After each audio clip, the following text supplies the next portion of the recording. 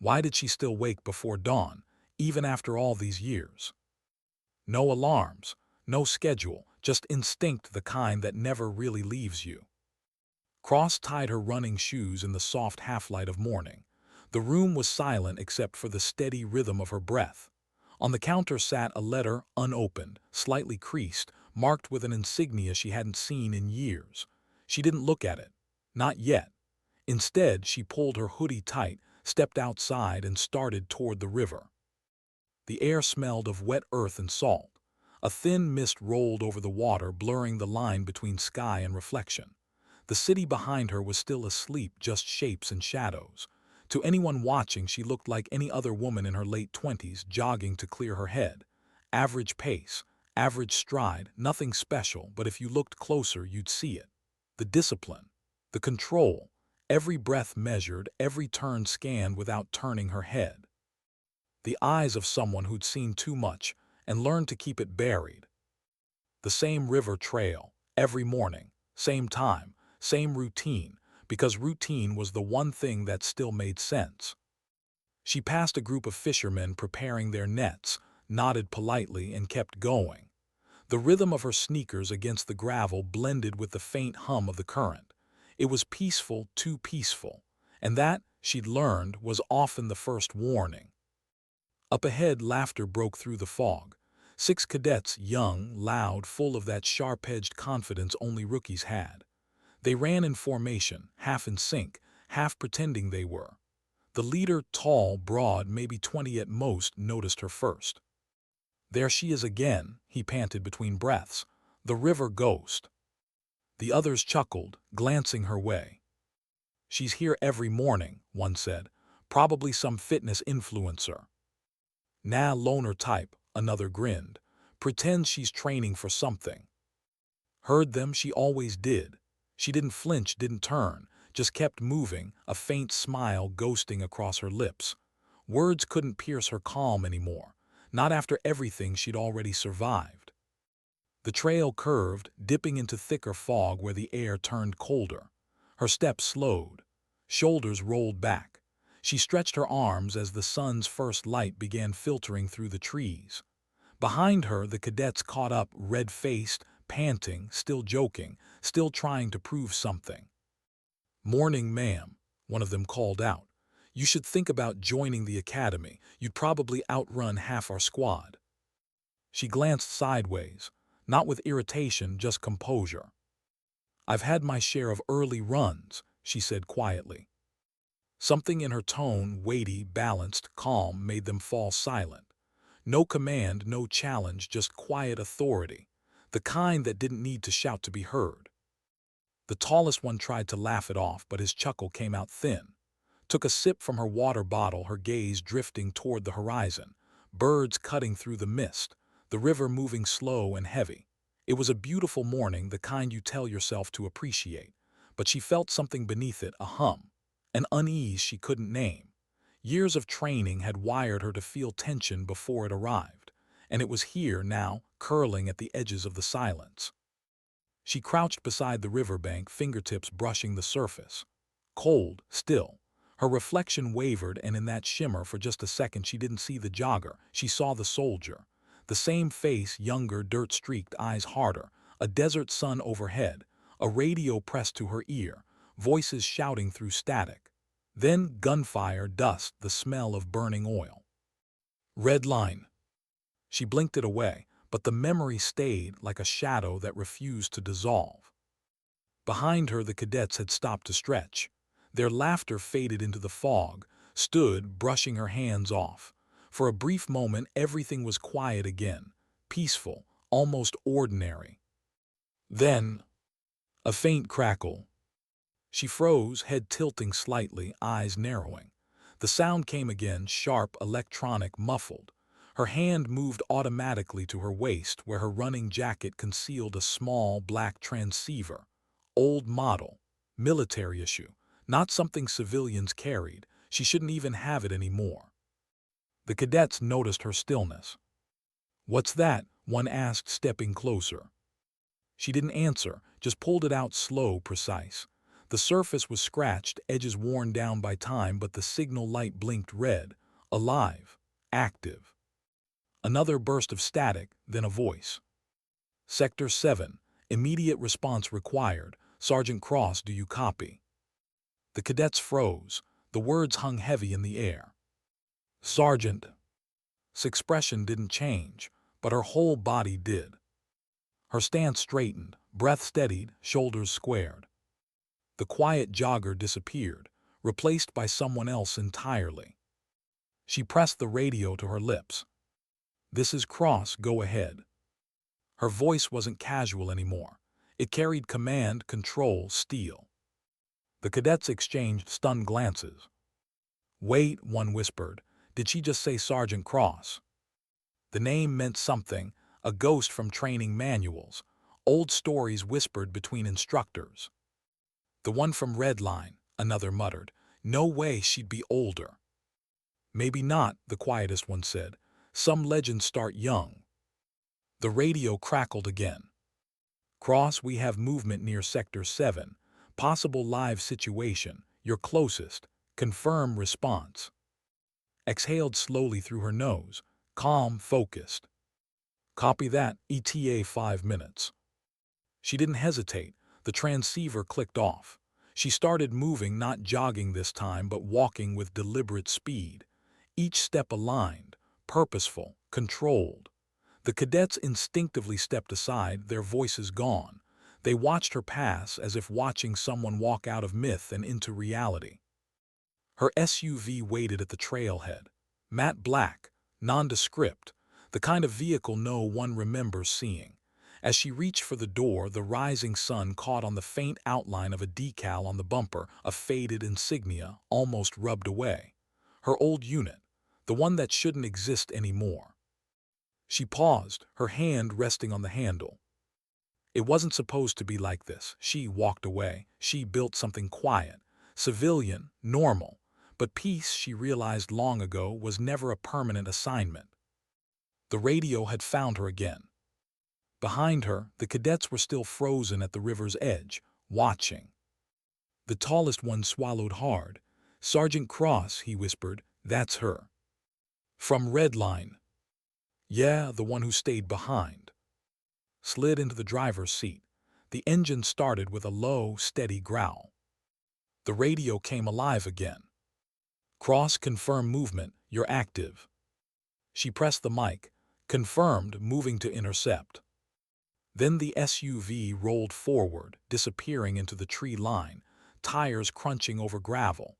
The cadet stood in stunned silence until she was gone, the echo of her engine fading into morning stillness. For them, that riverbank would never feel the same again. Inside the vehicle, the dashboard lights flickered. His reflection stared back at her in the windshield, calm, expressionless. Cross, came the voice through the static again. We've got eyes on 3 suspects near the old bridge construction site. Possible arms cache. Approach with caution. Backup en route 10 minutes out. 10's too long, she muttered. I'll have it secured in 5. The SUV veered off the main road, onto a dirt path half hidden by brush. Her mind flicked through terrain layouts she hadn't thought about in years. Sector 7 wasn't random. It was an old training zone, back when the unit still existed, before Redline burned everything to dust.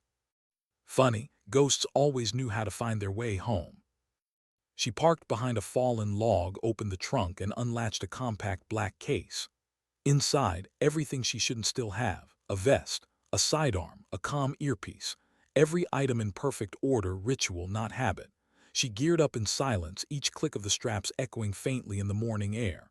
Her reflection caught in the SUV's side mirror, hair pulled back, jaw tight, eyes colder now. Not the woman who jogged beside the river. The woman who survived Redline. She touched her earpiece, Cross in position. A pause, then a low voice, familiar, steady. Still breathing, Sergeant. She almost smiled. Barely, sir. Good to hear. Thought you were done with us. So did I. The forest swallowed her words as she stepped into the tree line. The damp soil gave under her boots, leaves whispering against her sleeves. Ahead, faint voices, the hum of a generator, the metallic clang of crates being unloaded. She crouched behind an embankment, eyes narrowing. 3 men near a half-built structure, unloading containers from a van. Civilian clothes, but movement too deliberate. Military. Trained. She scanned. 1 lookout, 2 handling cargo, no overwatch, no spotter, sloppy, but something about it felt wrong. Her fingers brushed the grip of her sidearm. Not yet. Patience, precision. The 2 things that kept her alive when others didn't make it home. She crept closer, step by step, each motion silent, every muscle obeying instinct. For a moment she was back there in the desert under radio silence, counting breaths between movements. Only now the sound wasn't of sand and wind. It was of her own heartbeat, measured and unflinching. The first man never heard her coming. The first man never heard her coming. A hand clamped around his mouth. Another swept his legs out from under him. He went down soundlessly, 1 controlled movement, no struggle, no noise. Lowered him gently into the dirt, eyes steady, heartbeat slow. Old instincts, perfect timing, every motion clean. She crouched, scanning. 2 left. By the bridge skeleton, the other 2 men worked on the crates, unaware their lookout was gone.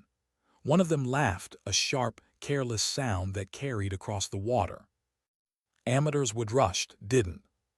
She waited, watched, counted, listened. Breath, wind, a faint hum from the generator. Every sound told a story, and she'd learned to hear them all. Then she moved. Low, fast, cutting across the slope like a shadow. Her boots left almost no trace in the wet soil. The second man turned just enough for her to catch his reflection in a puddle, just enough. She stepped forward, gripped his wrist, twisted, disarmed, and pressed him into the mud before he could gasp. The dull thud of his body vanished beneath the river's current. Only 1 left. The last man froze when he saw her. He wasn't carrying a weapon, not openly, but his posture screamed training. "Who the hell?" he started. She didn't give him the chance to finish. The weapon came up, aimed clean between his eyes. "Step away from the van," she ordered. Her voice carried no volume, just control. That tone soldiers recognize instantly. He hesitated, hands twitching. For a heartbeat their eyes locked, his wide, uncertain, hers cold, calculating. Then he lunged. Weapon shifting in a blur. 1 sharp motion, and the shot cracked through the morning air. A single echo, then silence. Birds scattered from the tree line. The sound rolled across the river like thunder, then faded into stillness. She exhaled slowly, her pulse hardly changed. The man collapsed against the side of the van, sliding down, leaving a streak of mud and blood behind him. His eyes stayed open, glassy and shocked, as if he hadn't believed this moment could exist. Didn't look away. She'd seen that look too many times to flinch. The wind moved through the leaves again. The forest seemed to breathe. She lowered her weapon, stepped toward the van. Its rear doors hung slightly open. She hesitated for a moment, hand hovering above the latch. Something about this felt wrong. Too easy, too quiet. Then she pulled. The doors swung open, and her breath caught. Crates, metal, military. Not stolen civilian gear, government issue. And on each crate, a symbol she knew by heart, a faded insignia of a unit that didn't officially exist anymore. Her unit. The one from Redline. She blinked, but it didn't go away. No, the mark was real. The same emblem that had been on her shoulder when she'd boarded that transport 5 years ago. The same one she'd scraped off her uniform before she buried it in a storage box, swearing never to touch it again. Her voice came out low, almost a whisper. "No, that's not possible." She reached out, fingers brushing the cold steel surface. Dust clung to her glove. Beneath it, faint numbers, coordinates, signatures, and an old operations tag, property of Division Echo 7. Her division. The earpiece crackled. Cross status. She didn't answer immediately. Cross respond, what's your sitrep? Finally, she pressed the comm. 2 down, 1 KIA, I've got something. Define something. Old gear, echo markings, this shouldn't exist. Silence, then the voice came back lower, sharper. Stay put, we're sending a team. She looked over the crates again. Weapons, sealed field packs, and papers. A file sat atop one crate, half soaked in dew. She lifted it carefully. Inside, faded documents, deployment schedules, call signs. One file labeled simply Red Line, After Action Report Restricted. Her stomach tightened. She hadn't seen that word printed since the day she'd left the desert. And she remembered every detail. The dust, the heat, the silence when the comms went dead. The people she couldn't save. A voice echoed in her memory, fall back, Cross, that's an order. But she hadn't. She'd stayed because someone had to. And when the dust settled, she'd been the only one still standing. Now the past sat in front of her, alive, breathing, impossible. The forest rustled. She spun, weapon up, but it wasn't more hostiles. It was footsteps, multiple pairs running. The cadets. They burst through the trees, gasping wide-eyed. One of them shouted, "We heard a shot, are you?" He froze mid-sentence as his eyes fell on the scene. The bodies, the van, the crates marked with a symbol they didn't recognize but somehow felt they should. And Cross standing in the middle of it, weapon lowered, calm as a storm's eye. No one spoke for a moment. Finally, one of them whispered, You're her." Turned her head slightly, "You shouldn't be here." "We followed the sound," another stammered. We thought someone was hurt." Her eyes softened for half a second. "You're not wrong." The tallest cadet, the same one who'd mocked her that morning, took a hesitant step forward. "That's you, isn't it? Sergeant Cross, from the Red Line operation." His voice trembled as he spoke. "They told us about you at the academy. You stayed behind." His jaw clenched. "I stayed because someone had to." The words hung heavy between them. No pride, no bitterness, just truth. He nodded slowly. "They said you saved 30 civilians." She gave a faint, humorless smile. "I stopped counting at 20. For a moment, none of them moved. The air between them carried something deeper than fear, respect, confusion, maybe even awe. They were seeing what they'd only read about in manuals and training slides, a legend, standing in flesh and blood, looking almost ordinary. A faint rumble grew in the distance. Engines turned toward the sound. A black tactical truck broke through the tree line minutes later, tires chewing the mud. 2 men stepped out, both in plain gear but unmistakably official. The older one nodded toward her. "Good work, Sergeant. We'll take it from here." "Didn't move. I'm not a sergeant anymore." He gave a faint, knowing smile. "Funny, the radio seems to think you still are." He gestured, and the team moved past her to secure the scene, photographing, sealing evidence. Stepped aside, watching them with a look that wasn't anger but something quieter, a kind of resignation. The cadets stayed back, uncertain whether to salute or simply stay still. Finally, she broke the silence. "Don't chase glory," she said softly, eyes still on the crates. "Chase purpose. Glory fades fast, purpose doesn't." The words landed like stones in the air, solid, final. Even the older agent paused for a second before returning to his work. Looked back toward the river.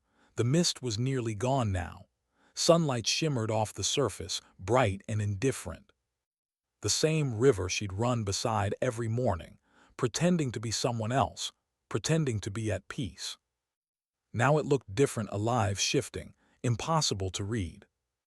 One of the cadets took a cautious step closer. "Ma'am." She didn't look at him. Go back to your training, kid. You've already seen too much for one day. But she turned then, and the look in her eyes stopped him. Not anger, not threat, just quiet command. He swallowed, nodded once, and backed away. Behind her, the tactical team loaded the crates into the truck. The older officer gave a brief signal to the driver, then looked at her again. "You could ignore that call," he said. "No one would blamed you." "I tried that once," replied. "Didn't work." He studied her face, then nodded slowly. "We might need you again." "Maybe," she said, turning away. "Maybe not." The truck's doors slammed shut. Engines roared. Within minutes they were gone, just tire tracks and disturbed earth left behind. Stood alone again. The forest quieted, as if exhaling after holding its breath. She holstered her weapon, pulled the earpiece from her ear, and stared at it in her palm. A small thing, harmless unless it spoke. And when it did, it always changed everything. She slipped it back into her pocket and started walking up the trail. Her footsteps were steady, unhurried. To the cadets still watching from the distance, she looked once more like the jogger they'd seen that morning. But they knew better now. They'd seen the moment a quiet civilian became a soldier again. Not for glory, not for orders, but because some parts of you never retire. When she reached her SUV, she paused, resting her hands on the door. Through the windshield, the city skyline shimmered in the distance, waking up, buses moving, horns faint, life carrying on. So normal, so unaware of how close things had come. She looked at her reflection in the glass.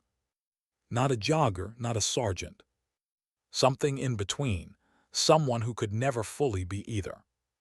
And she realized she wasn't sure which life felt heavier anymore, the one she'd left behind, or the one she was still pretending to live. The radio on the dash was silent now, but she could feel it. The hum beneath the quiet. The waiting. Slid into the seat, started the engine, and exhaled. The tires rolled over the dirt road, leaving faint tracks that the morning breeze would soon erase. She didn't look back. How do you come back from something you never really left? The road stretched out before her, long, empty, endless. SUV moved like a ghost through the early traffic, the engine's low hum steady beneath the quiet storm inside her mind. The radio sat in the passenger seat, its red light still blinking softly, as if waiting to be heard again. She didn't touch it. The city slowly emerged through the thinning mist, bridges, glass towers, the occasional jogger unaware of the world's invisible cracks. To everyone around her, it was just another Friday morning. For it was the day everything she'd buried had decided to crawl back out. She turned onto the old industrial road that led to her apartment complex. Modest, functional, the kind of place you lived in when you didn't want to be noticed. A steel door, concrete walls, no photographs, no medals, just space and silence. She parked, cut the engine, and sat there for a long time, watching the condensation fade from the windshield. For a moment, she thought about ignoring it all, pretending the morning hadn't happened. Just keep running, keep blending in. But the word on those crates wouldn't leave her mind. Red line. Even the thought of it felt heavy. She grabbed the radio, stepped out, and headed upstairs. The hallway was dim, humming faintly with the buzz of a flickering light. She unlocked her door, entered, and dropped the keys on the table beside the unopened letter. It was still there, same place, same crease down the middle. She told herself she wasn't ready to open it. Now she wasn't sure she had a choice. Tore it open carefully. The paper inside smelled faintly of metal and dust. At the top, a symbol she hadn't seen since the day she was discharged. Below it, a single paragraph in precise, bureaucratic language. Sergeant Cross. As per protocol of Operation Redline, classified assets have resurfaced within your last known operational sector. Further involvement is at your discretion. However, your insight may be essential to containment. Command. She let the letter fall to the table. At my discretion, she murmured. That's their way of saying I'm expendable. She walked to the window. The river wasn't far, just a shimmer of light through the buildings. From here it looked calm, almost unreal, the kind of peace you can only observe, not feel. Her reflection in the glass looked older than she remembered, not in years, in weight. The eyes always gave it away. Her phone buzzed. Unknown number. She let it ring once, twice, then answered. Gross. A pause, then a familiar voice. Still using that tone, huh? She froze. He chuckled softly. Knew you'd remember. How could I not? You were the last voice I heard before the comms went dead. And you were the one who didn't pull out when you were told. Her jaw tightened. Orders were broken that day, not followed. Depends on who you ask. There was silence for a moment, a mix of nostalgia and something darker. Then spoke again. You found the cash, didn't you? She didn't answer. I know you did. Command called me, said they needed eyes on it, that you were already there. Then you know what I saw, she said quietly. Echo markings, old gear, our gear. Yeah, someone been digging up ghosts. Any idea who? That's the part they won't say, or maybe can't. Paced slowly, the floor creaking under her boots. Red line was supposed to be sealed, she said. Everything classified, archived, erased. Maybe not everything, replied. There were rumors, equipment rerouted, files off-grid before the mission went dark. Black book stuff. You know how deep those rabbit holes go. And now someone decided to open it again. Seems so. Leaned against the window frame, fingers pressed to the cool glass. She asked, why call me now? Because Command won't tell you everything. And because if Echo Gear's resurfacing, you deserve to know the truth before they rewrite it again. She could hear the sincerity in his voice.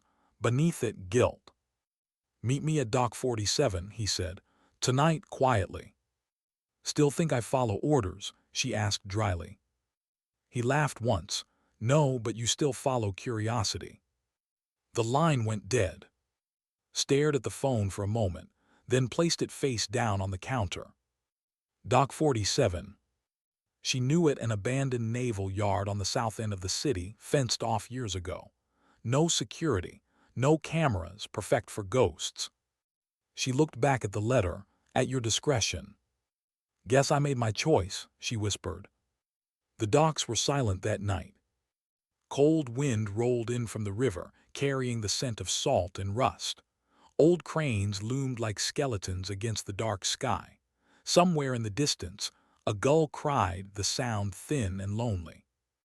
Parked a block away, dressed in black utility gear, no insignia. She moved through the shadows with practiced ease, each step deliberate, her breath steady. The air felt heavier here, like the ghosts of 1,000 missions lingered in the fog. Was already there, leaning against a shipping container, a cigarette burning between his fingers. His face had changed, older, scar above his brow, but the eyes same as ever, tired, sharp, knowing. You look good for someone who disappeared, he said with a grin. Didn't disappear, she replied, just stopped answering calls. He smirked, same thing.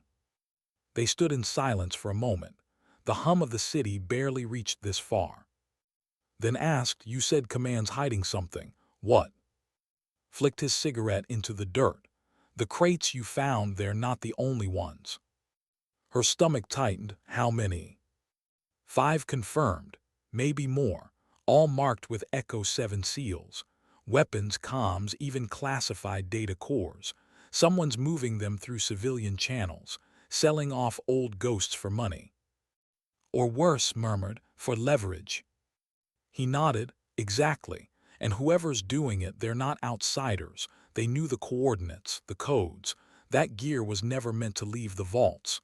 Someone inside made it happen. Her jaw clenched, someone from Echo. Or someone who used to be. The implication hit harder than she expected. The idea that one of their own, someone who'd survived Redline, might be involved, felt like a betrayal of something sacred. "How many of us are still out there?" she asked quietly. "Counting you and me," said 5. She looked away. "Not enough to start a war."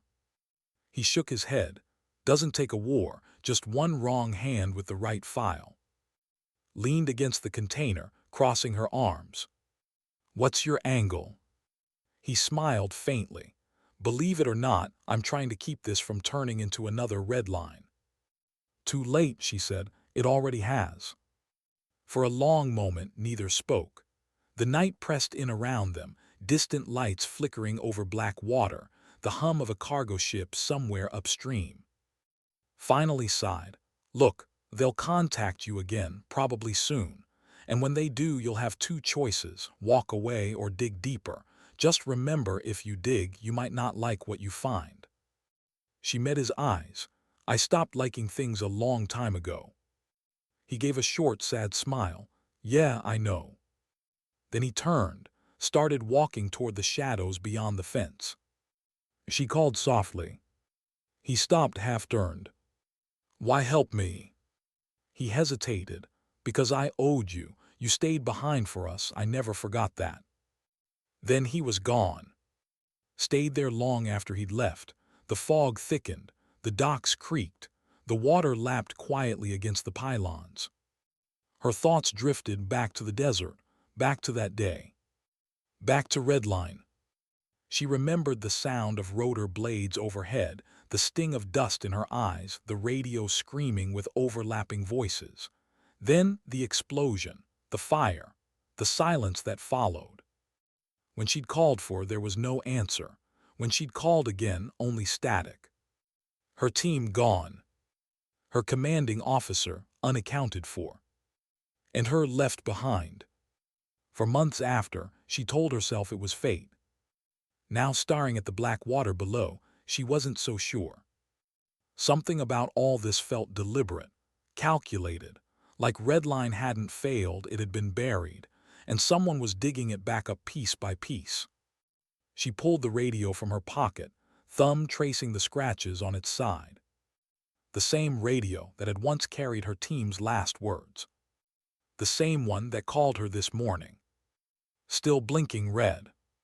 "Who are you trying to wake up?" she whispered. The device stayed silent. She turned back toward the parking lot, the wind biting colder now. Somewhere above, the city lights flickered, and for a second she thought she saw movement in the shadows across the pier. A figure, watching. Then it was gone. Her instincts flared. She scanned the area again, nothing. Just mist and silence. Still, she knew better than to ignore that feeling. As she walked back to her SUV, the question followed her, quiet but sharp. Who else still knew her frequency? She didn't sleep that night. The city outside her window moved in slow motion, headlights on wet asphalt, sirens fading into the distance, the occasional bark of a stray dog cutting through the silence.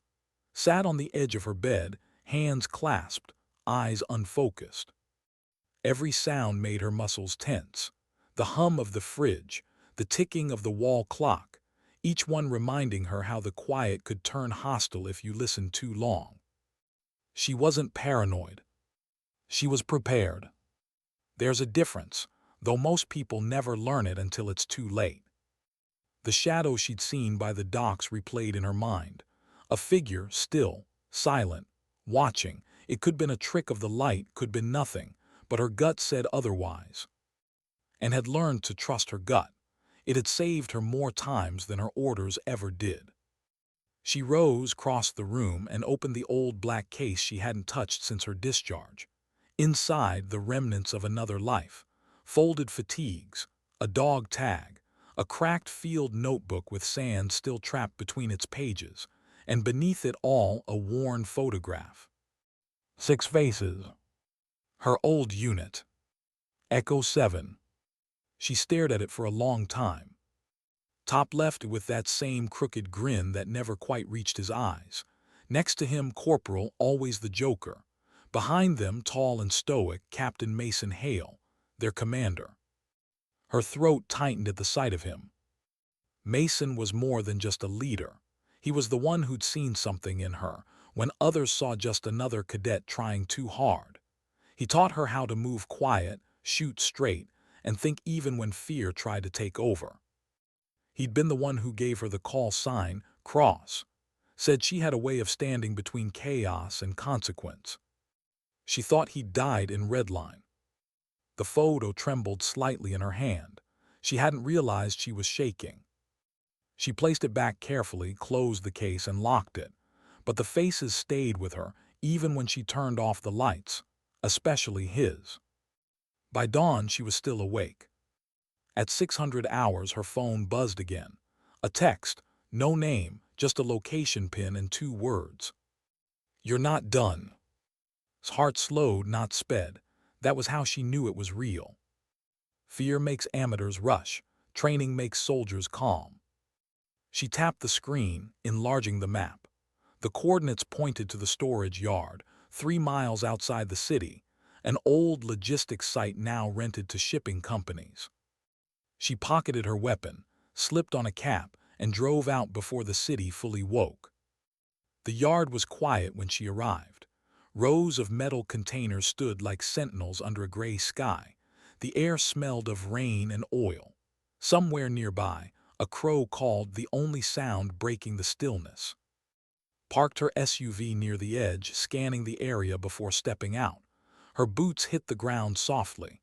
No movement, no guards.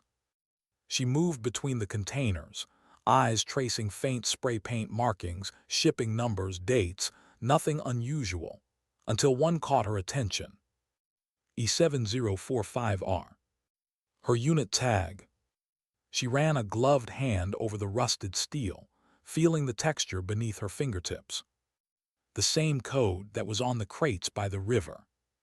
"Whoever's doing this," she murmured, "you're sloppy."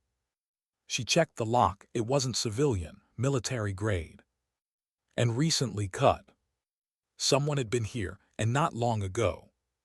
She crouched, scanning the ground. Footprints. Boot treads, 2 sets, both heavy.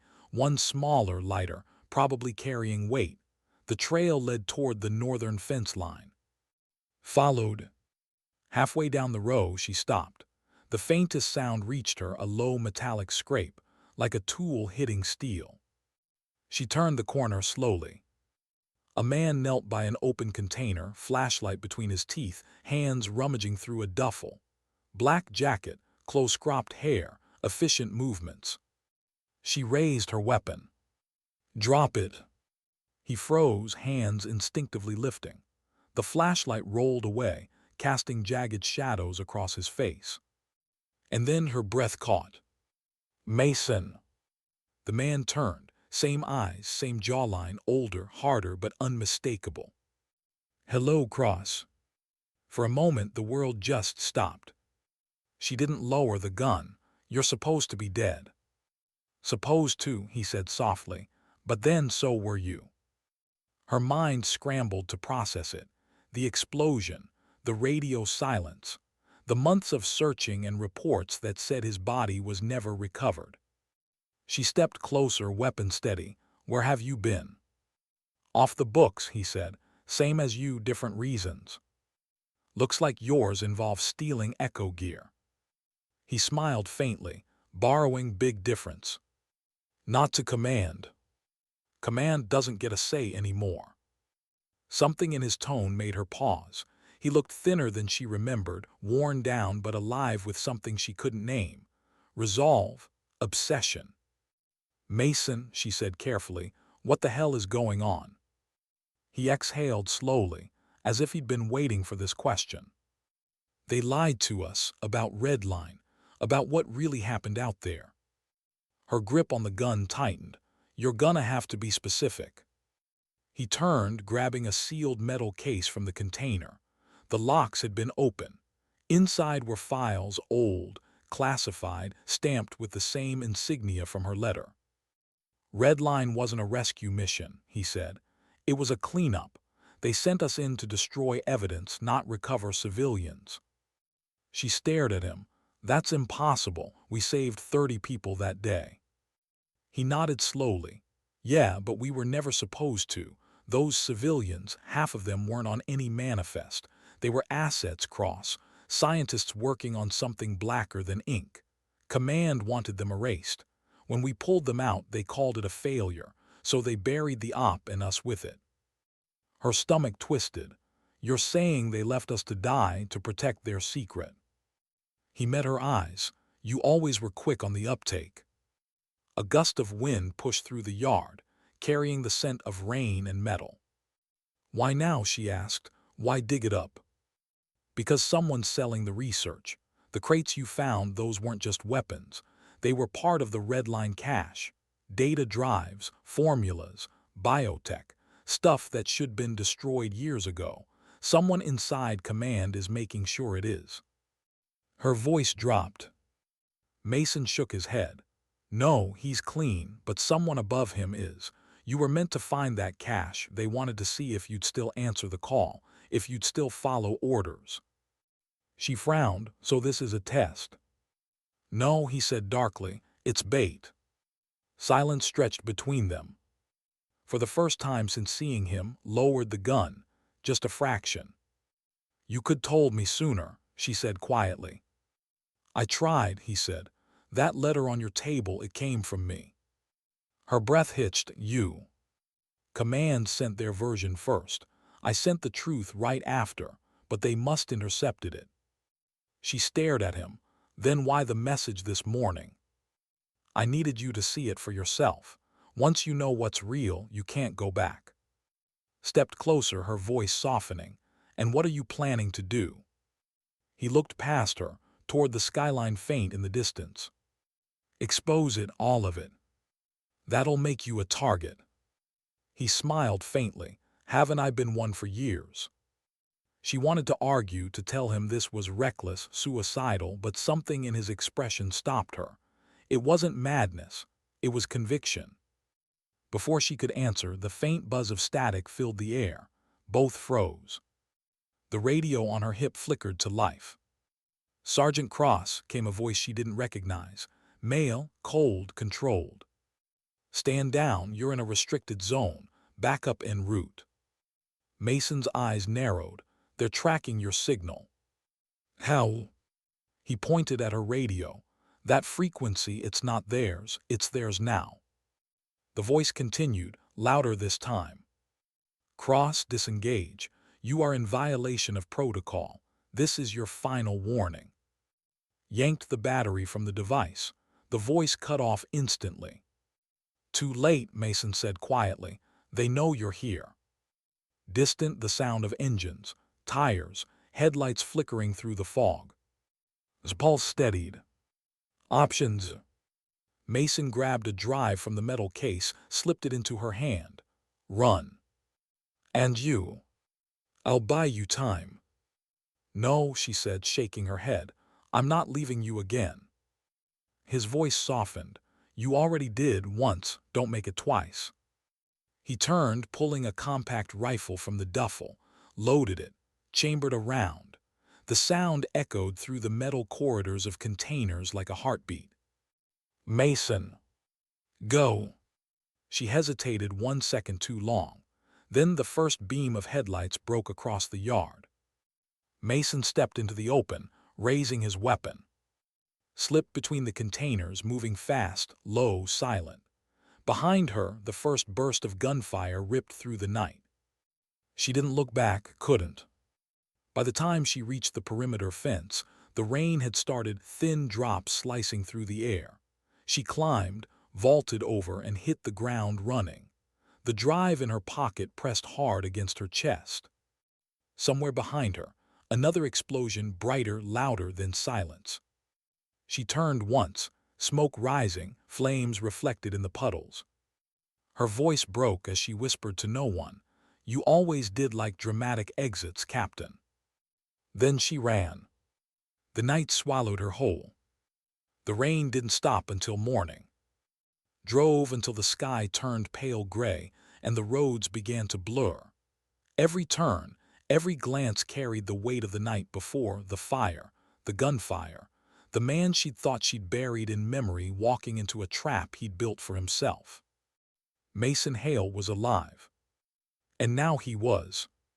She couldn't be sure, not yet. But in her gut, she knew that kind of fire only ended one way. Her hands gripped the steering wheel until her knuckles went white. The wipers beat in rhythm, smearing rainwater across the glass. She was tired, not just of running, but of realizing that no matter how far she ran, the war always found her again. By the time she reached her apartment, the city was awake. Normal people going to normal jobs. The radio in her car played some morning talk show, two voices laughing about traffic and coffee. She turned it off. Inside, everything felt colder than before. The air, the silence, even the light. She dropped her soaked jacket, pulled the small drive from her pocket and placed it on the counter. It was simple, matte black, unmarked except for a faint engraving along one side, E7R. Her thumb brushed over it once. Mason's last act, his final order. She stared at it for a long time before connecting it to her laptop. The screen flickered black, then blue, then a loading bar crawling across like a heartbeat. "Come on," she whispered, "don't die on me now." The bar froze at 93%. The computer hummed. Then a folder appeared. Operation Redline SEC Classified. Her pulse slowed. She opened it. Inside, a dozen files, each labeled by date, one video, and one encrypted document marked After Action Report, Level 6 access only. She clicked the video first. Static, then motion. The footage was old desert terrain, midday sun, wind cutting across the mic. A team moved through the sand, armored, dust-covered, weapons drawn. She recognized the gait, the rhythm of their formation. It was them. Echo 7. Her younger self appeared on screen for a moment, helmet on, voice sharp and steady. Cross to command, grid secure. No hostiles, proceeding to secondary. Then another voice, Mason's, faintly over the comms. "Keep your guard up, this isn't over yet." The camera panned toward a structure half buried in sand. Not a base, not a village. A facility, concrete, reinforced, with markings that didn't belong to any known division. The team breached. The feed went chaotic, shouting, gunfire, then flashes of movement inside the structure. Leaned closer, her breath shallow. The next few seconds were grainy, distorted, but one thing was clear. It wasn't a rescue. Inside those walls were containment units, glass pods, and inside them people. Or what used to be people. Deformed, restrained, still breathing. The file glitched, then the audio cut to a single voice, Mason, again. "They said this was It's not. They lied, burn it all." The video ended. Sat back, heart pounding, staring at the frozen frame on the screen, her own reflection staring back through the ghosts of the past. She whispered, "What did we walk into?" She opened the encrypted file. The screen filled with red text warnings, unauthorized access, trackable session. She disabled her Wi-Fi instantly. Mason had warned her. Someone would be watching. She forced the file open in offline mode. Dozens of pages, coordinates, medical terms, bioweapon prototypes, test subjects, most of it blacked out. But one phrase repeated throughout the document, stamped in bold red. Project Ascension, Human Integration Protocol. She scrolled further. The operation's purpose, buried beneath layers of jargon, became clear. They weren't rescuing civilians. They were retrieving data, genetic and neurological experiments designed to merge human adaptability with enhanced cognition. The test subjects. Civilians abducted under fake IDs.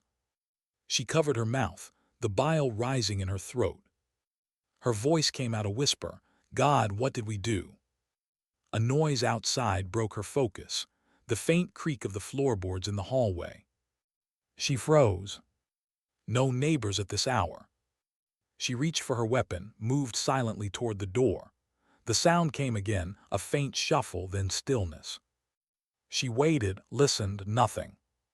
Then a knock, 3 short, even taps. She raised the weapon. "Who is it?" A calm voice replied. Hesitated, then lowered the gun just slightly. She opened the door a crack. Stood there, damp, exhausted, eyes bloodshot. "Mind if I come in?" She stepped aside wordlessly. He walked in, scanning the room like a habit he couldn't shake. "You're a hard woman to find." "Guess I learned from the best," she said dryly. He noticed the open laptop, the paused video, the classified header. His face went pale. "You got into the drive." She nodded. "You knew about this." "I knew rumors," he said, "but not this." Turned the screen toward him. The frozen image of the containment pods glowed faintly in the dim light. Stared. "Jesus Christ. They called it Project Ascension," she said. "We weren't rescuing people, we were covering up human trials." He backed away, running a hand through his hair. "If Command finds out you have this—" "They already know," she interrupted. "They traced my frequency last night." He looked at her sharply. "Then we don't have much time." "Where's your comm?" she asked. "Destroyed." "Good, then maybe they'll take a while to find you." He moved closer, lowering his voice. "Mason, did he—" She looked down. "He didn't make it." Exhaled slowly, his jaw tight. "He always said he'd go out loud." They stood in silence for a moment, 2 soldiers who'd seen too many ghosts return at once. Finally asked, "Why didn't you tell me about this?" "Because I didn't want to believe it," he said. "You think I didn't wonder why they scrubbed every report, why we were all discharged within a month? I asked questions, got a warning. The kind that sticks."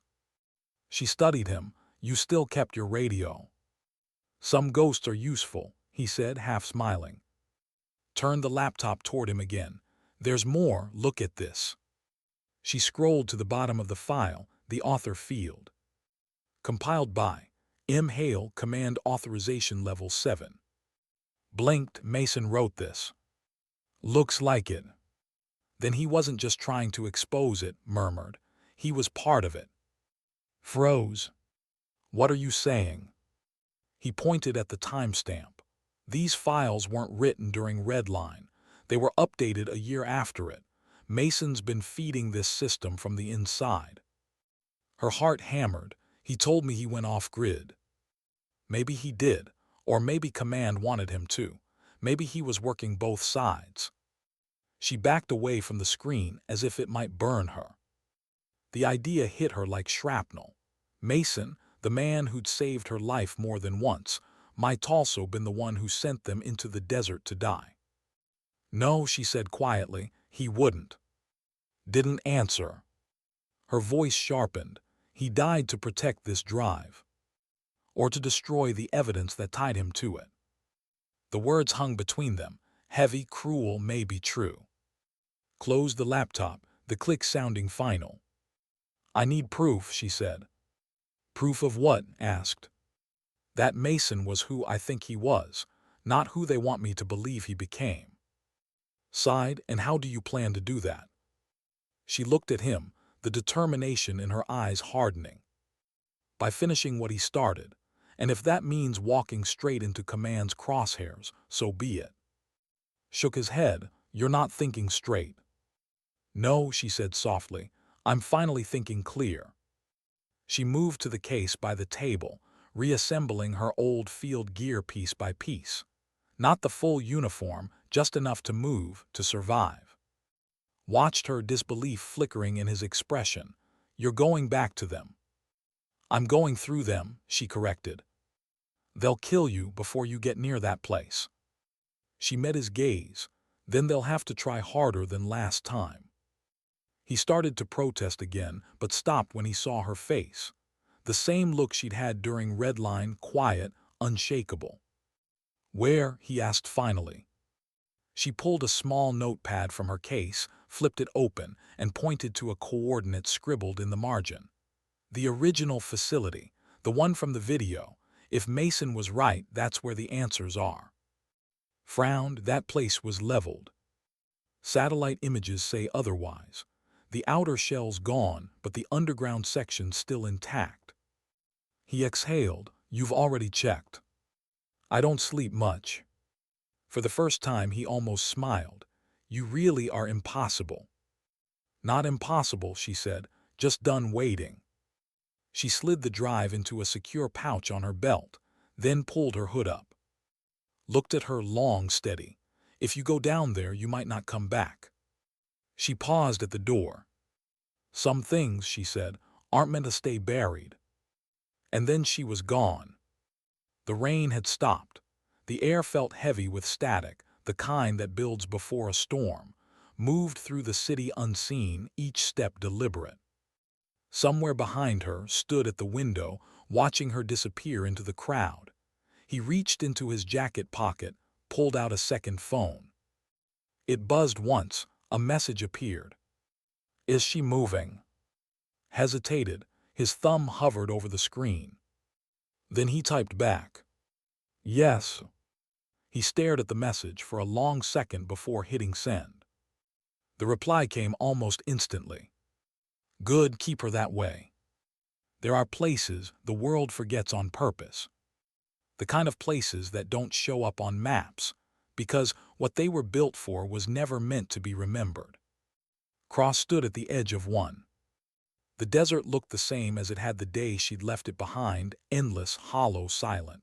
Only this time there was no team beside her, no radio chatter, no command feed in her ear, just her and the wind. The remains of the Red Line facility rose from the sand like the bones of some long-dead animal, half-buried concrete walls, twisted rebar jutting from the dunes, the faded outline of a scorched insignia on what used to be the main gate. Her SUV idled 100 yards behind her, engine off, cooling metal ticking. She checked her gear. Sidearm, flashlight, small pack with water, rope, and mason's drive secured to her belt. The world was quiet, too quiet. She took a slow breath and started forward. Each step sank slightly into the sand, crunching softly. The wind picked up, carrying the faint smell of burnt metal, a ghost of the fire that had once consumed this place.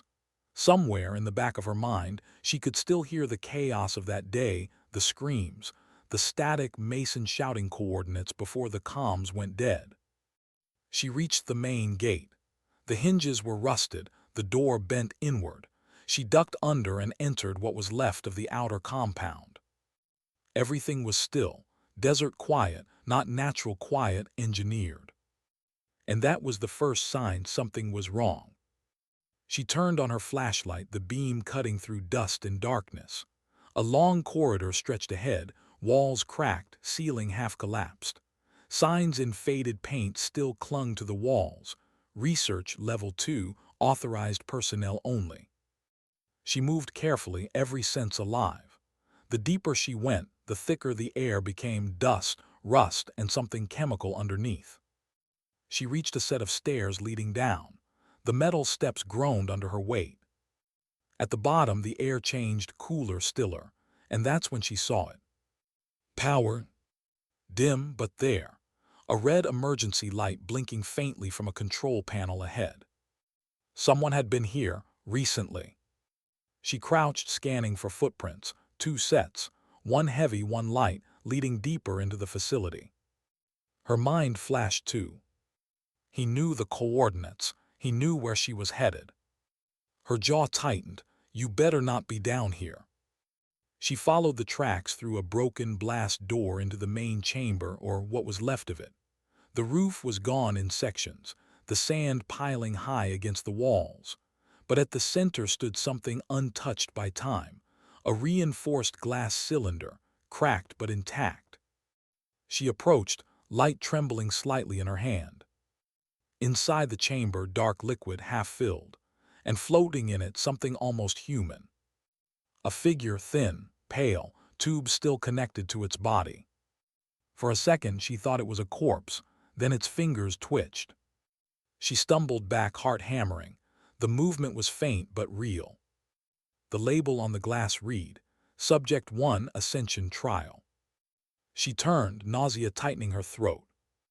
This was it, the proof Mason had died for, the thing Redline had tried to erase. A faint hum cut through the silence. Then a flicker monitors along the far wall came alive, one by one, bathing the room in blue light. Her weapon came up instantly. And then a voice, calm, familiar. "You shouldn't have come here." Her blood ran cold. He stepped from the shadows near the stairwell, weapon lowered, expression unreadable. "You led me here," she said. He nodded once. "You needed to see it." "Why?" Her voice trembled between fury and disbelief. "So I could walk into another trap." He shook his head. "No trap, just truth. You've been chasing ghosts, Cross. Time to meet the one that started it." He pointed to the screens. The largest one flickered, and Mason's face appeared. Alive. Froze, the image wasn't live feed clear. Slight delay flicker, but real enough to break her breath. "Mason," she whispered. His voice came through the speakers, older, heavier. "You always were stubborn." She took a step closer, her mind spinning. "You're alive." "Alive," he said, "depends on how you define it." The camera panned slightly, a lab, sterile and cold behind him. "I told you not to come back here." "You told me lies," she shot back. "About Redline, about Ascension, about everything." He didn't flinch. "Everything I did to contain it." "Contain what?" He gestured off-screen. Ascension wasn't a weapon, it was evolution. Command wanted soldiers who could process faster, heal faster, react faster than anything humanly possible. It worked for a time, until it didn't. Her gaze flicked to the glass cylinder beside her. The figure inside twitched again. "You experimented on people." "I tried to save them," Mason said. "When Command saw what they'd created, they ordered the entire site burned. I refused. They called it insubordination." "And left us to die," she said bitterly. "Because I disobeyed, because I thought I could fix it." Stepped forward, his voice lower. "He's not lying, I've seen the files." She turned on him, anger flaring. "And you didn't think to mention that before." He didn't look away. "Would you have believed me?" Mason's voice cut in again. "I needed you to see this place, to see what they buried. You're the only one who can end it now." Stared at him through the screen. "End it how?" "By destroying it," he said. "Everything. The facility, the data, the subject. Nothing leaves this place again." The figure in the tank moved again, stronger this time. Its hand pressed faintly against the glass, leaving a smear. The skin looked almost translucent, veins glowing faintly blue beneath it. Stomach turned. "Is that?" Mason hesitated. "It's me." Her breath caught. "What?"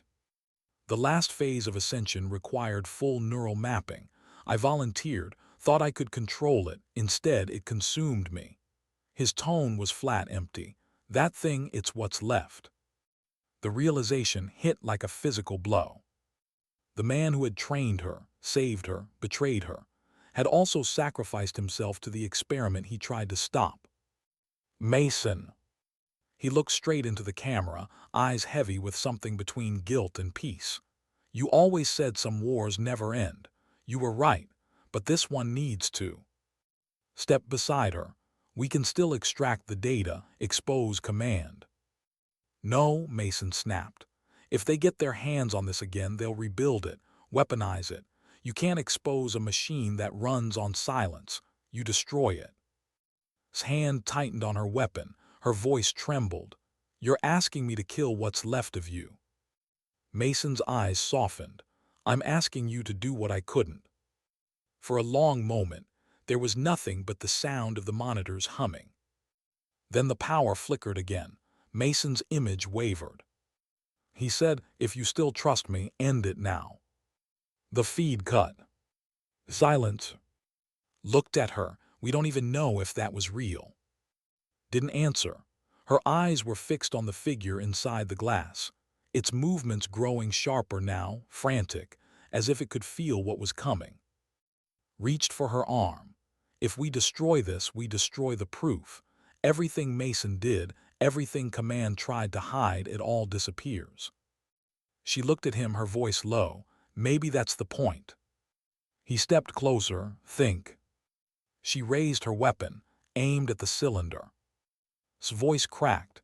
You'll never get another chance at truth. Her finger hovered over the trigger. Truth, justice, peace. 3 words that used to mean something. But peace, she realized, isn't built on exposure. It's built on endings. Her breath steadied. Then she fired. The shot cracked through the chamber, echoing off the walls. The glass shattered, liquid pouring out, mixing with the sand, flooding across the floor. The figure inside convulsed once, then stilled. Alarms blared, lights flickered red. Grabbed her arm. We have to move. They ran. The corridors shook as pressure doors began to seal, one after another. The sound of collapsing concrete chased them like thunder.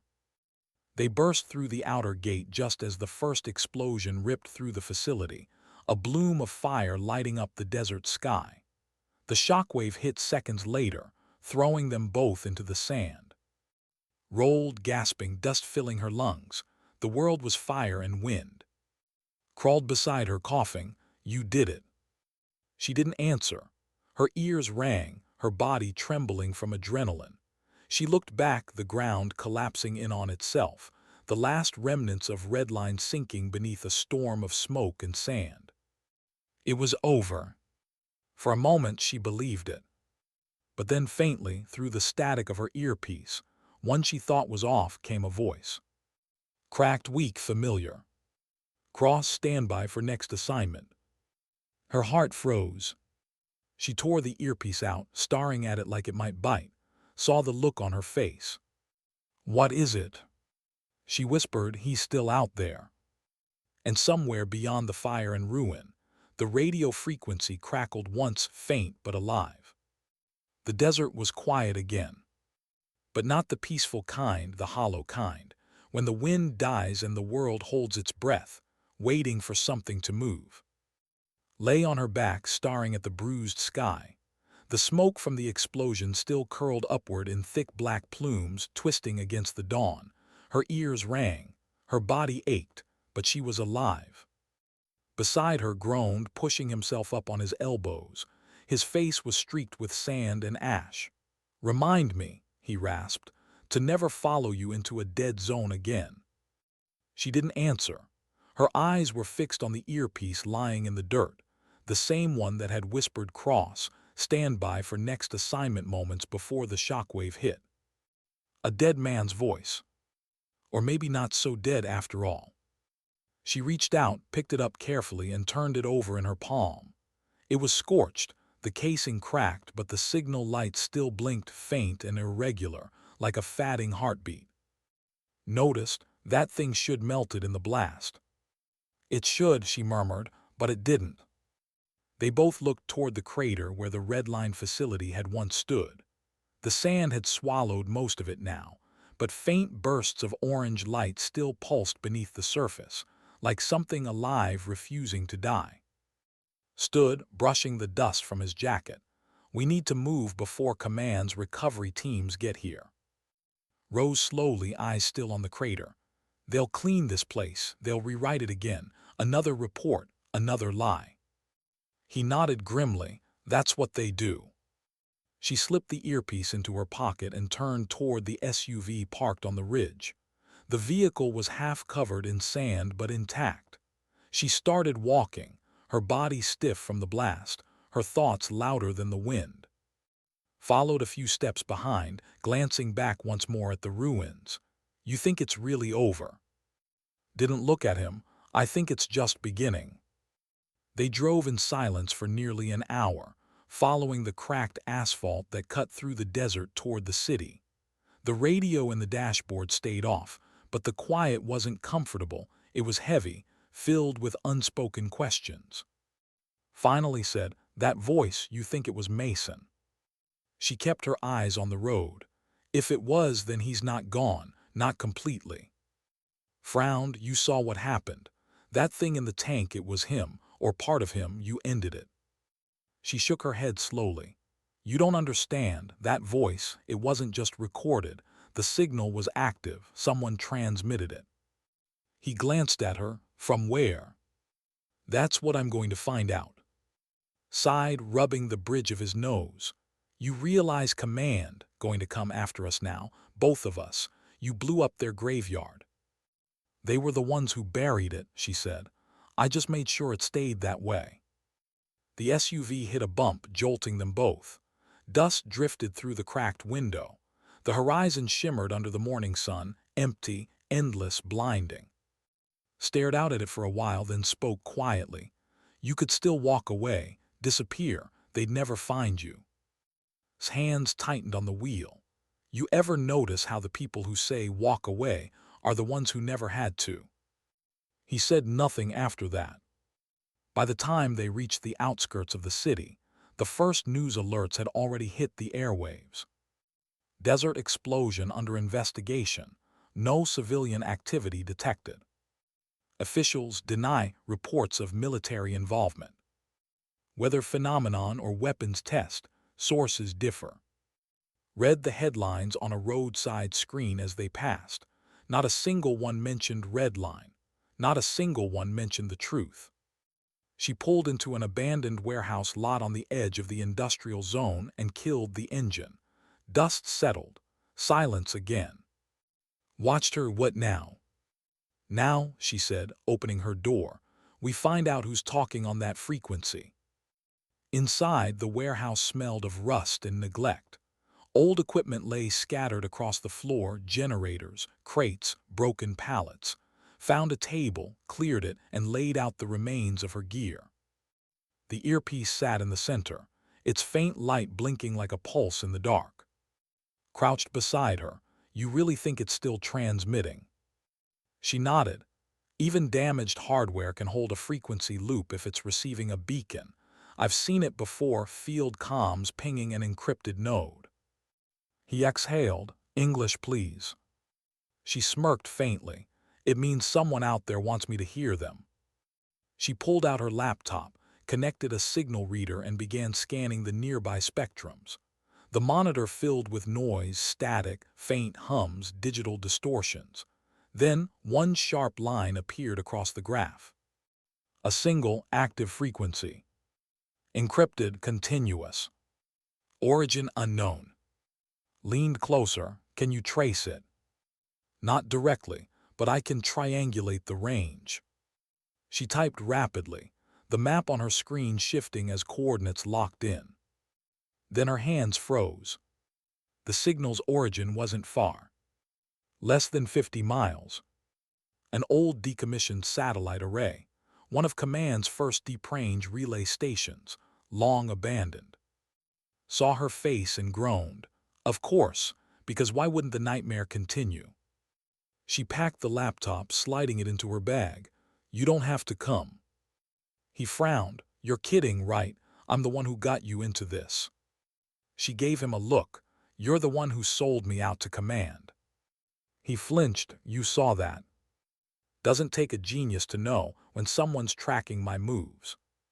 He didn't deny it. They wanted eyes on you. I thought I could control it, buy you time. Then buy me some more, she said flatly and walked toward the exit. Followed, shaking his head. You really don't know when to stop. She didn't reply. She didn't need to. The sun was setting by the time they reached the array. It stood on the edge of a canyon, a field of massive steel dishes tilted toward the horizon, rusted and broken, but still casting long, eerie shadows. The wind howled through the structures, carrying the low moan of metal that sounded almost human. They parked behind an overturned service truck and approached on foot. Crouched low, scanning the perimeter. Motion sensors, new, someone reactivated the grid. Cursed under his breath, this place was supposed to be dead. Not anymore. They slipped through a breach in the fence and moved between the towering dishes. The air felt heavier here, dense with static and memory. Somewhere deep within the facility, power hummed faintly. They found the main control building halfway down the slope. A concrete blockhouse with reinforced glass windows and a single open door. Gestured for to stay low as she entered first. Inside, the hum grew louder. Old monitors glowed weakly along the far wall, their screens filled with shifting lines of code. The power source was small but steady. And in the center of the room sat a transmitter, modern, military, very much alive. She stepped closer, studying it. The interface flickered, encrypted feed, active signal. And then the speakers crackled. "Cross," said the voice. Her blood turned to ice. It was Mason, clear, present. Not recorded, not delayed, live. She took a step forward. "Mason, where are you?" "Close enough," he said. "Far enough to stay unseen." Whispered, "This isn't possible." Ignored him. "You're alive." "I told you before," Mason said. "Alive depends on how you define it." His tone was calm, steady, but wrong. Something in it felt hollow, stretched thin. "You destroyed the facility," he continued. "That was good, but it wasn't the end." "What do you want from me?" she asked. "To finish the mission."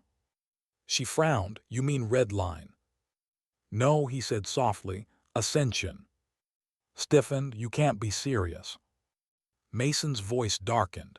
"You've seen what we built, what it could do. Humanity isn't ready to evolve willingly. Someone has to push it forward." His voice trembled with anger. "You said you wanted it destroyed."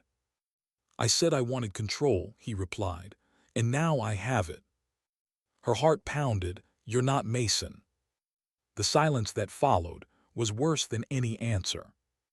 Then faint laughter, cold, familiar. "You think the man you knew survived that fire? No, Mason Hale died years ago. What's left is what Redline created." Backed away. "It's an AI, a neural imprint. He uploaded himself before the shutdown." The realization hit her like a strike. "You turned yourself into the thing you tried to stop." Mason's voice softened almost kindly. "I became what I was fighting because that's the only way to end it.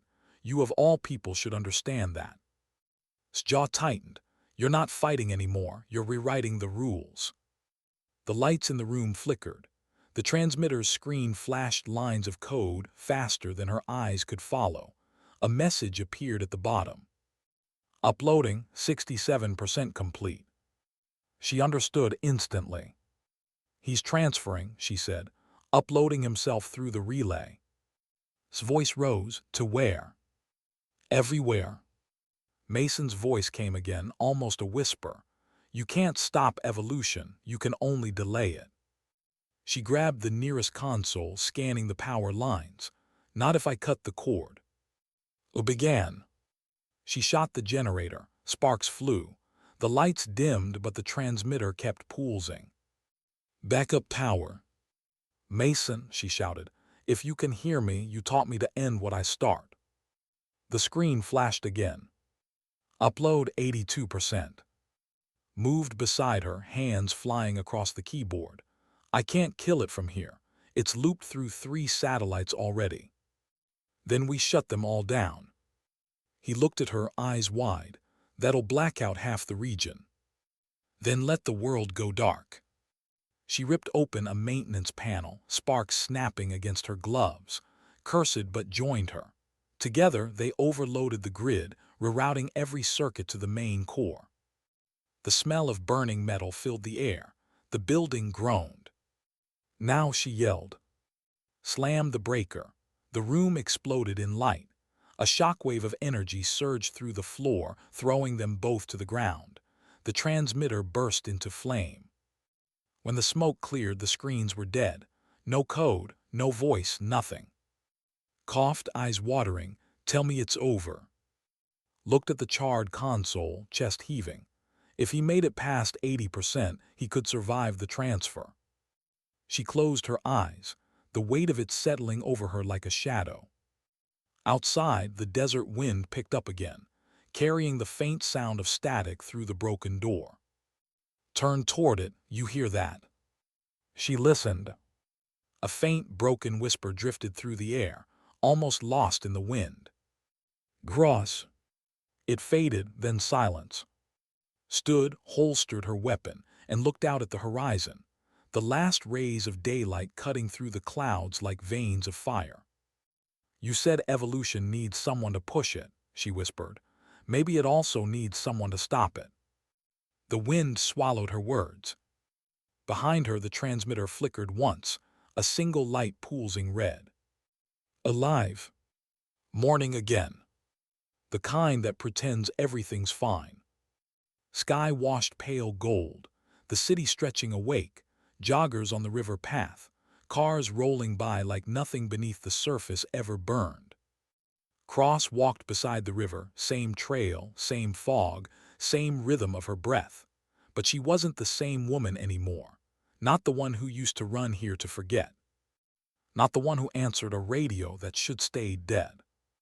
Her steps were slower now, careful, each one placed with quiet intention. On the far bank, fishermen cast their lines into the water, unaware of how close the world had come to unraveling. The radio in her pocket was silent this time. Not broken, just quiet. The red light on its side blinked once every few seconds, steady, patient, waiting. His voice echoed faintly in her memory. If he made it past 80%, he could survive the transfer. That word survived haunted her, because if Mason had made it through the relay, then he wasn't gone. He was everywhere. In the satellites, in the grids, in the signals that touched every corner of the world. He wanted to evolve humanity, to push it. And she'd stopped him, or thought she had. But evolution doesn't need permission. She crouched near the water, fingertips grazing the surface. Cold, still. The reflection that looked back wasn't that of a soldier anymore. It was something in between, not at peace but not at war either. A survivor in the middle of both. The breeze shifted. The fog swirled, curling like ghosts between the trees. Her earpiece crackled softly, static faint, then a voice. Not Mason, not command. Hers. Playback from the recorder on her gear, triggered somehow by the signal. Don't chase glory, chase purpose. Glory fades fast, purpose doesn't. She remembered saying it to the cadets on the riverbank days ago. Or was it weeks? It felt like another lifetime. And now, hearing her own words replayed through the static, she finally understood them. Purpose wasn't medals or missions, or even truth. It was the choice to act when it mattered, even when it cost you everything. Night fell faster that day. She sat in her apartment, the walls washed in the orange glow of the city outside. Was gone, off-grid, probably for good. The drive was gone too, melted in the overload. But the radio stayed. It lay on the table beside her, humming faintly. Every so often it would flicker, whispering static that almost sounded like breath. She'd taken it apart twice, tried to disable the power relay, cut the transmitter link. Every time it reactivated like something inside refused to let go. A memory of Mason's voice returned from the array, from the edge of the fire. You can't stop evolution, you can only delay it. She whispered into the empty room, then I'll delay it as long as I can. She stood, walked to the window and looked out across the river. Somewhere out there, under layers of sky and code, Mason's ghost was still breathing through machines. The question that kept her awake wasn't if he'd return. It was how soon. Her eyes drifted to the reflection in the glass, the faint glow of her radio's red light blinking behind her. For a second, the pulse matched the rhythm of her heartbeat. Then it didn't. She turned away. 3 days later, the first signal appeared. A local power grid glitch, nothing unusual, until the traffic lights started blinking in sequence across 4 districts, forming a pattern. Dashes, dots. Morse code. Was the one who saw it first, halfway across the country. He called her through an encrypted line, his voice tight with disbelief. It's him, it's Mason. He's using the infrastructure, sending messages through the grid. She was silent for a long time before answering. What's he saying? Just one word. She closed her eyes. What word? Ascend. The line went dead. The next few days blurred. Reports of system malfunction spread: airports, hospitals, communication towers. Power surges followed by silence. No one could explain it, but the pattern was clear to anyone who knew what to look for. It wasn't chaos, it was coordination. Mason's digital echo was rebuilding itself through the network, faster than anyone could contain. The thing they'd tried to kill had simply changed shape, adapting, surviving, evolving. And somehow, deep down, knew he wasn't targeting systems. He was looking for her. That night she sat by the river again. The city lights shimmered on the water like static. The radio in her hand pulsed faster now, steady rhythm, heartbeat speed. The voice that came through was faint, distorted but familiar. You ended the body cross, but not the idea. Her throat tightened. You're not him. I am what's left, the part that remembers. Mason would never do this. Mason didn't, but you taught me something he never understood. She hesitated. What's that? Sometimes peace isn't won by silence, it's taken by force. Static swallowed the rest. The light on the radio went dark, then bright again. His hand trembled. She wanted to throw it into the river, to let it sink beneath the current and vanish forever. But she didn't.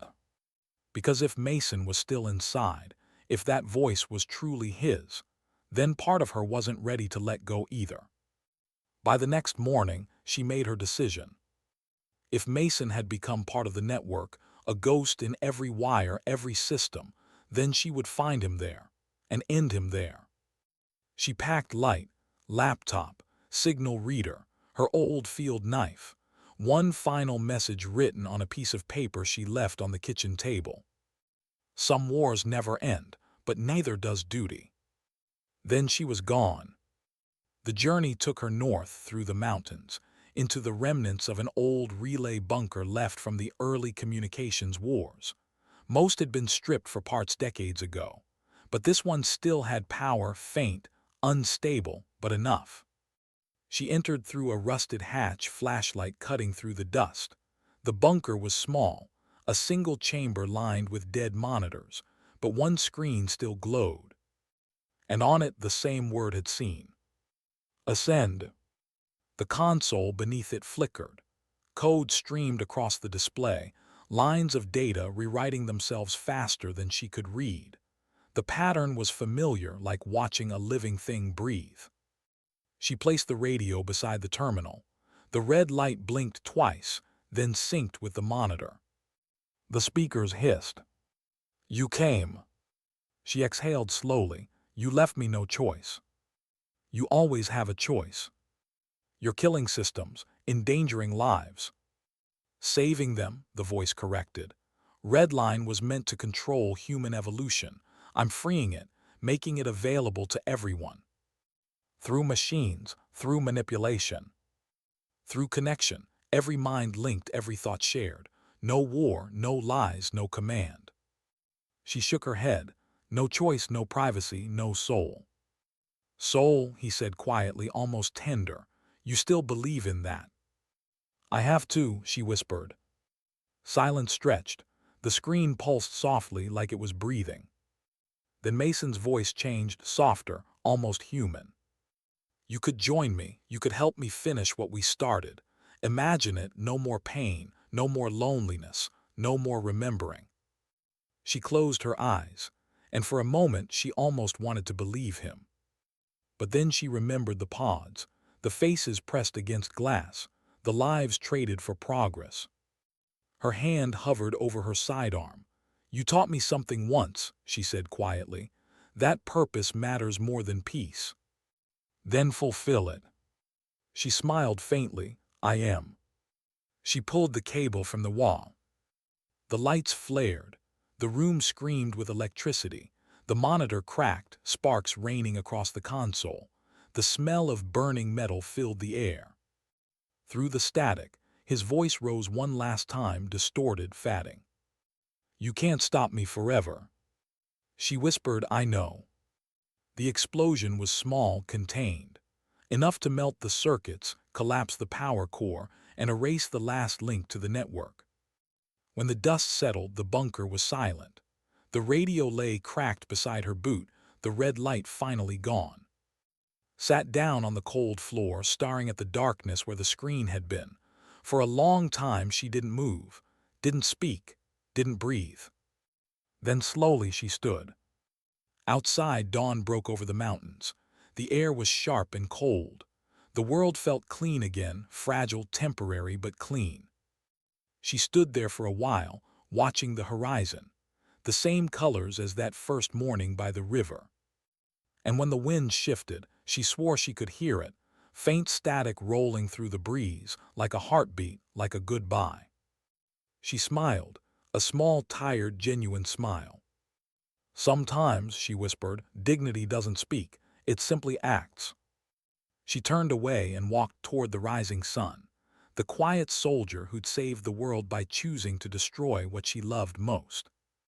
No radio, no orders, no name. Just Cross, the ghost who answered when the world called her one last time.